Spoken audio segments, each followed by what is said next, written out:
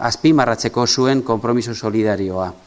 Bai Saharatik, bai Ukrainiako inguru horretatik, Txernobileko inguru horretatik, eta bai Rusiatik ekarritako ume horien alde egiten duzuen lan azpimarratzea, konpromiso solidario hori azpimarratzea, eta ez bakarrik azpimarratzea, eskertzea, zuek guztiei konpromiso hori eskertzea.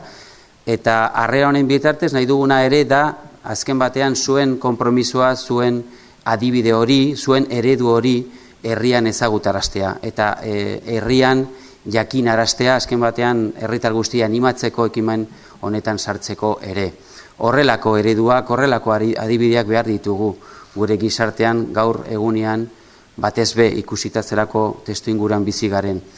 Eta horregaitik egiten dugu harrera hau, azpimarratzeko zuen konpromisoa, zuen eredu eta adibide hori jakinarazteko, ezagutarazteko eta animatzeko jende guztia ere horrelako ekimenetan parte hartzeko.